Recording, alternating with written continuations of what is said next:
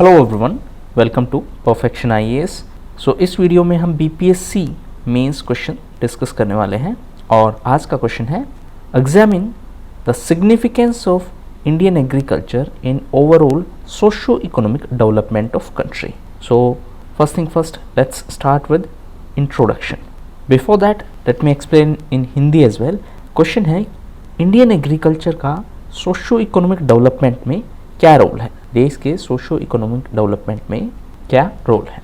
So introduction की अगर बात करें, so first we need to use some facts. So सबसे पहले हम बता सकते हैं कि the contribution of agriculture sector in world's economic production, contribution of agriculture in world's economic production is 6.4%. That means out of total economic production of the world 6.4% is coming from agriculture. जो total economic production है दुनिया का, उसका 6.4% है वो agriculture sector से आ रहा है। इसमें से जो दो मेजर कंट्रीब्यूटर्स हैं they are China and India. So अगर एग्रीकल्चर के टोटल कंट्रीब्यूशन की बात करें, so if suppose if total contribution of agriculture is 100, so global agriculture output. So in case of global agriculture output, China is contributing approximately 20% and India is contributing approximately 7.5%. So यहाँ पर we have specified कि overall agriculture sector का globally क्या contribution है। So agriculture sector contribute 6.4% of total world's economic production. China and India account for 20% and 7.5% respectively of total global agriculture output. Now coming back to Indian context. So ये context था, ये global scenario था, and now we are going to talk about Indian scenario or scenario in case of India. So in our country approximately 70% of rural households depend on agriculture. The contribution of agriculture in GDP is roughly 20%. In terms of employment, approximately 50% of India's total population is engaged in agriculture. This one, the 70%, this is only about rural population. Generally, अगर हम total population की बात करेंगे तो approximately 50% of India's population is engaged in agriculture. Contribution of agriculture is approximately 20% of total GDP. So this is introduction. Now we have to specify the significance of Indian agriculture in socio-economic development. So we have to specify significance of Indian agriculture in socio-economic development. First and foremost is because 50% of the population is involved with agriculture, so it ensures inclusive growth. How it ensures inclusive growth? Because approximately half of the population of country is associated with agriculture. 50% से ज़्यादा देश की आबादी वो agriculture sector से associated है। सो अगर agriculture sector में ग्रोथ होगी तो उससे उन लोगों का लिविंग स्टैंडर्ड है वो भी बेटर होगा, और इसके साथ साथ अगर एग्रीकल्चर सेक्टर की प्रोडक्टिविटी बढ़ी तो जो लोग एग्रीकल्चर सेक्टर में एसोसिएटेड हैं उनकी गरीबी भी कम होगी। So agriculture connects economic growth to people. Next है health, nutrition and living standard. So हमने बात की कि अगर एग्रीकल्चर सेक्टर में ग्रोथ होगी तो उससे लोगों की इनकम इंक्रीज होगी, क्योंकि मोर देन 50% पॉपुलेशन है that is still dependent on agriculture. So अगर उनका इनकम इंक्रीज होगा तो उनका लिविंग स्टैंडर्ड बेहतर होगा, उनको बेहतर न्यूट्रिशन मिलने के चांसेस होंगे। सो इससे क्या होगा, एग्रीकल्चर सेक्टर में ग्रोथ से इनकम इंक्रीज होगी, डाइट इम्प्रूव होगी, और इसके अलावा लिविंग स्टैंडर्ड है वो भी बेटर होगा।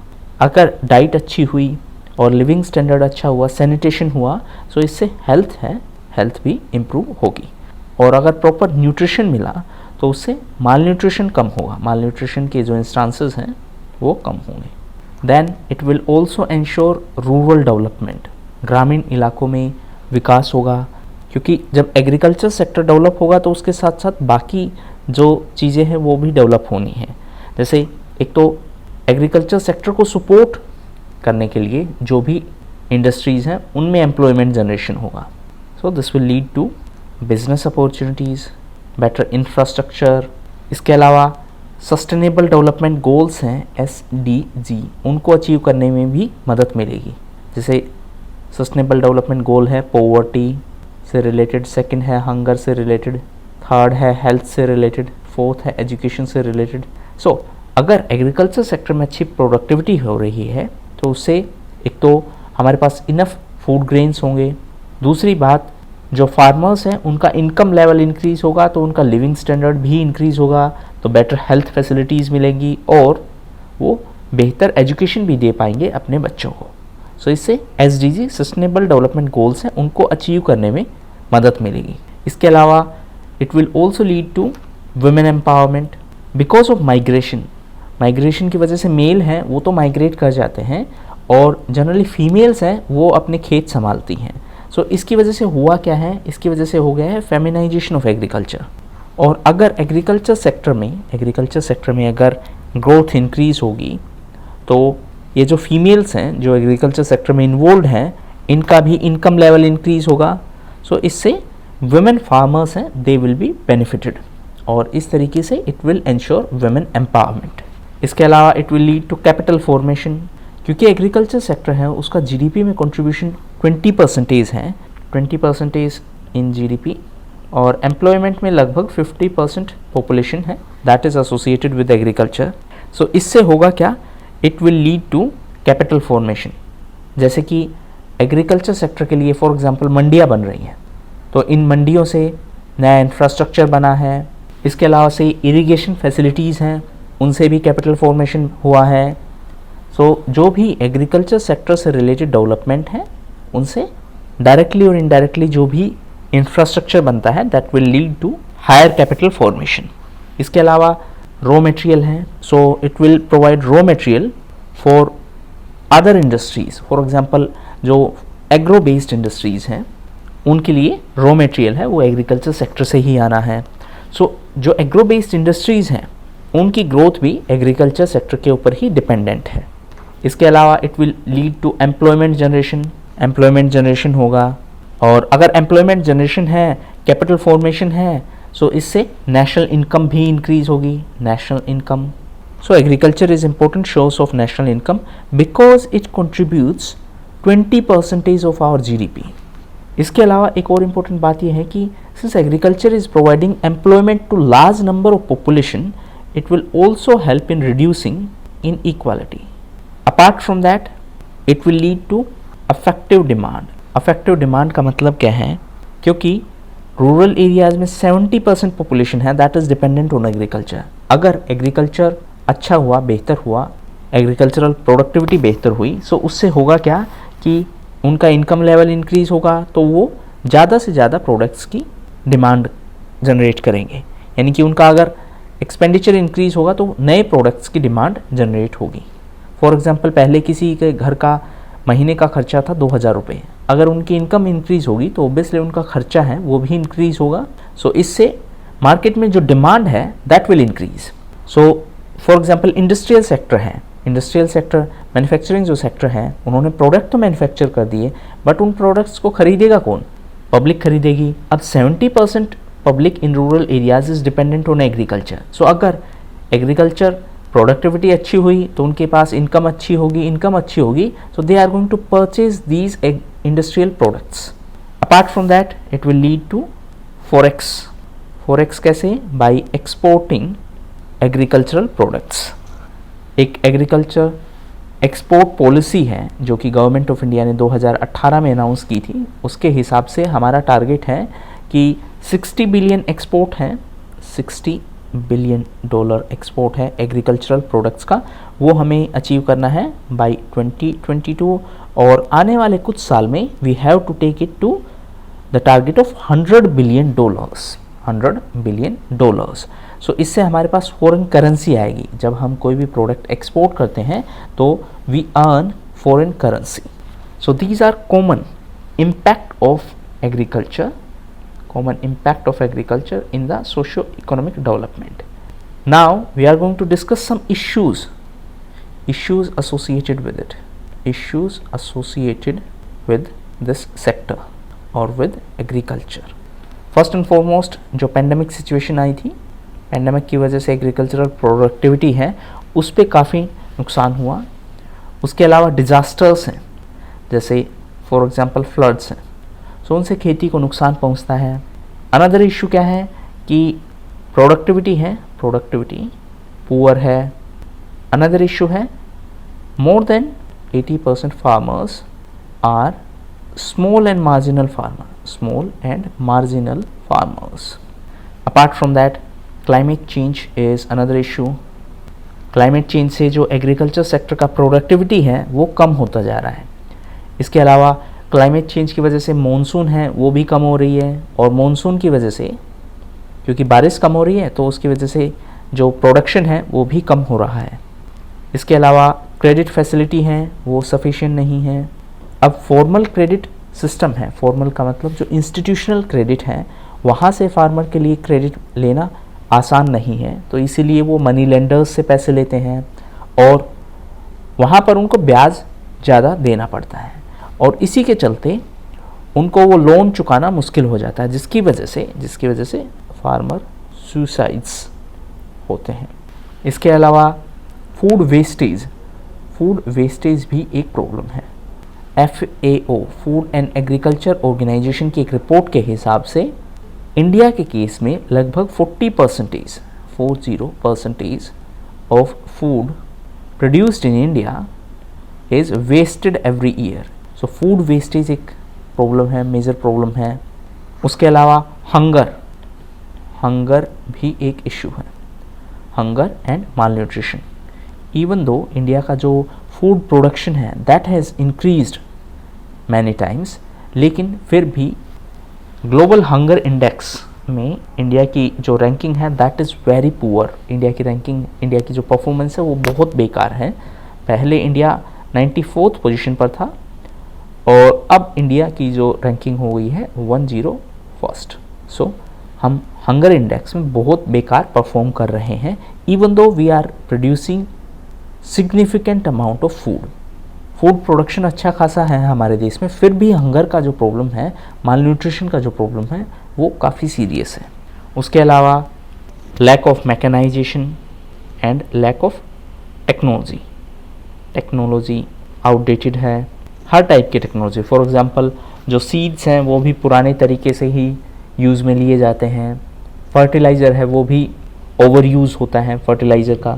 सो एक्सेसिव यूज़ ऑफ फर्टिलाइज़र, और एक्सेसिव यूज़ ऑफ फर्टिलाइज़र के साथ साथ जो क्रॉपिंग पैटर्न है दैट इज़ ऑल्सो मोर और लेस सेम। तो इसकी वजह से जो सोइल फर्टिलिटी है वो भी कम होती जा रही है। इसके अलावा जो वाटर रिसोर्सेज हैं उनका ओवर यूज़ हो रहा है, ओवर यूज़ और over exploitation of water resources. So ये थी कुछ major issues which are associated with agriculture. Now some of the government schemes related to agriculture. So ये स्कीम्स आपको ध्यान में रखनी है। जब भी एग्रीकल्चर रिलेटेड कोई भी क्वेश्चन आए तो यू कैन स्पेसिफाई कि these are the initiatives taken by the government to address the problems in agriculture sector. So government initiatives for agriculture sector, for example irrigation के लिए स्कीम है PM कृषि सिंचाई योजना। सो इसमें दोनों कंपोनेंट्स को एड्रेस किया गया है, एक तो वाटर अवेलेबिलिटी और दूसरा वाटर यूटिलाइजेशन या फिर वाटर एफिशिएंसी। वाटर एफिशिएंसी का मतलब है कि पानी है, अवेलेबल तो है, लेकिन उसको आप कितना एफिशिएंटली यूटिलाइज कर रहे हो। सो इसके लिए जो स्लोगन दिया है वो है पर drop more crop. That means पानी की हर एक बूंद के लिए आप ज़्यादा फसल उगा रहे हो, और सिंप्लीफाइड वे में पानी की हर बूंद को आप प्रॉपर वे में यूटिलाइज कर रहे हो। वाटर अवेलेबिलिटी के लिए जो स्लोगन है दैट इज़ हर खेत को पानी। ओके, इरिगेशन सेक्टर हो गया है। उसके अलावा क्रेडिट फैसिलिटीज़ के लिए KCC है, किसान क्रेडिट कार्ड। सो अब डेयरी फार्मर्स के लिए भी KCC बेनिफिट्स दिए जा रहे हैं।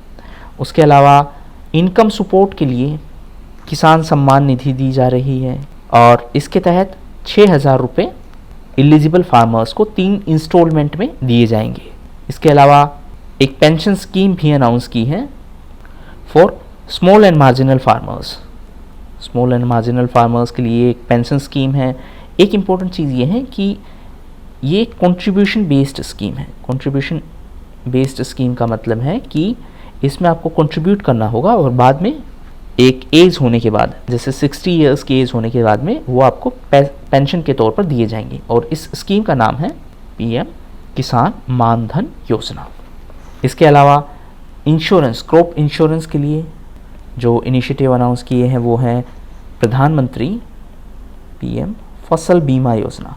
और फूड प्रोसेसिंग के लिए, फूड प्रोसेसिंग के कई फ़ायदे हैं। एक तो सबसे पहले क्या होगा कि फूड प्रोसेसिंग से फूड वेस्ट है वो कम हो जाएगा।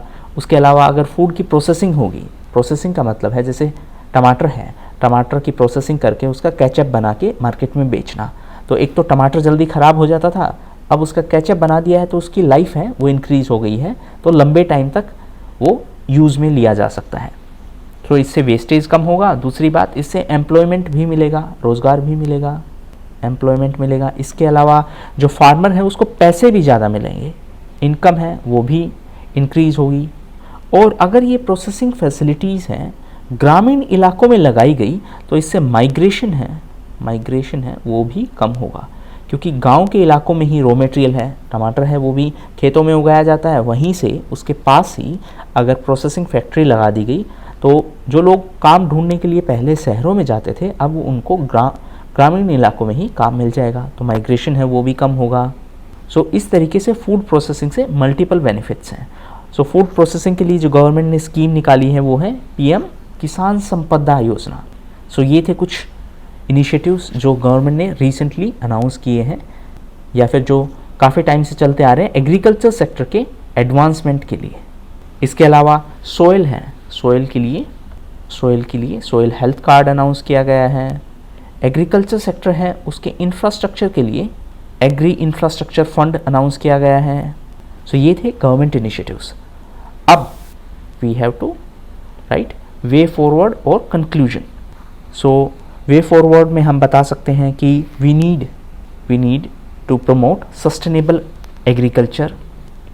सस्टेनेबल एग्रीकल्चर का मतलब है एग्रीकल्चर का वो तरीका जिससे एनवायरनमेंट को नुकसान भी ना पहुंचे और एग्रीकल्चर के फील्ड में फ़ायदा भी हो। उसके अलावा we need to focus on integrated farming का मतलब है खेती भी होगी, एग्रीकल्चर भी होगा, प्लस में एनिमल हस्बेंड्री, पशुपालन भी होगा, एनिमल हस्बेंड्री। सो इससे मल्टीपल काम होंगे। एक तो जो फार्मर्स हैं उनकी इनकम इंक्रीज होगी, दूसरी बात जो एक दोनों फील्ड के प्रोडक्ट हैं वो क्रॉस यूटिलाइज हो सकेंगे, जैसे कि एग्रीकल्चर सेक्टर से पशुओं के लिए चारा मिल जाएगा और दूसरी तरफ पशुओं का जो गोबर है उसको खेतों में एज ए फर्टिलाइजर यूज़ किया जा सकेगा। So it is a win win situation. So in our case, that means in case of India, the economic development of agriculture sector will ensure inclusive growth for all, and it will help us in achieving sustainable development goals, SDG. So that was all for this topic.